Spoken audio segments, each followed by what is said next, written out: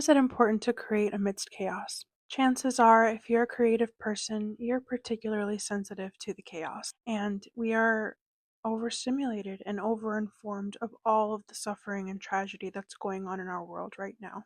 And being exposed to such graphic depictions of suffering every day forces us into survival mode. I'm filming this because I'm in need of some hope, and maybe somebody else is also curious to know how the people before us kept hope alive. Maybe this video found you because while you're scrolling through the chaos, the only way to maintain some semblance of regulation is to tune it out. Maybe you're watching this because you've convinced yourself that creative passions can only be pursued when you have nothing better to do or an abundance of time to do them. Maybe you don't have the emotional space to generate new ideas. Maybe you're like me and you're having trouble justifying making art in a time where all we're trying to do is survive. Maybe you think art is just a distraction or a luxury, and that by creating you'd be denying the existence of our chaotic world. So let me share with you what a few smart and passionate people had to say about creating amidst chaos. C.S. Lewis, a scholar, professor, and author of the Chronicles of Narnia, had this to say: "War creates no absolutely new situation. It simply aggravates the permanent human situation so that we can no longer ignore it." Human life has always been lived on the edge of precipice. Even if we ourselves are not physically touched by war, tragedy and crisis is always at the tip of our fingers, easily accessible and bombarding our feeds every day. And it feels devastating, but none of it is new.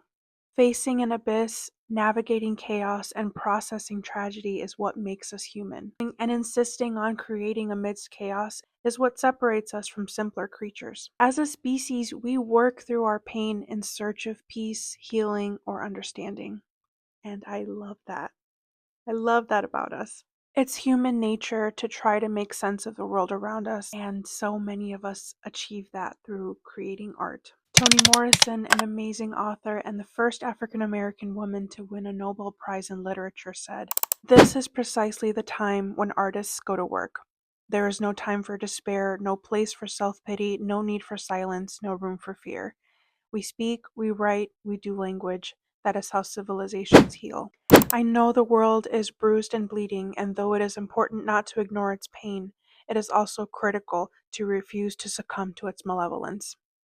Like failure, chaos contains information that can lead to knowledge, even wisdom. There will always be devastation and war and tragedy, but humanity's spirit heals. Our pursuit of passions, knowledge, and connection perseveres and makes life worth living. Creating is not a frivolous luxury or a meaningless way to pass time. It's not a passion reserved only for peaceful conditions. We can create without denying the existence of our chaotic world. In fact, we should let our world inform our art. Let it connect us to each other and build the bridges to start healing. I don't know if this will give you the inspiration you needed to keep creating even when it feels like there's no point, but maybe it'll just bring you some comfort to know that your capacity for creativity connects you to something bigger than yourself.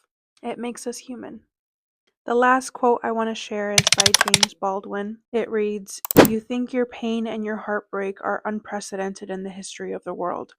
But then you read. It was books that taught me that the things that tormented me the most were the very things that connected me with all the people who were alive, who had ever been alive." This will be the first in a series called Creating Amidst Chaos. I want to share the ups and downs of being a terribly sensitive, creative person during what feels like the end of the world. If anything, filming these videos will remind me that I'm not the only person who has been affected by the devastation, and hopefully somebody out there comes across these videos and feels the same way as me. That's it. Thank you for watching. Bye.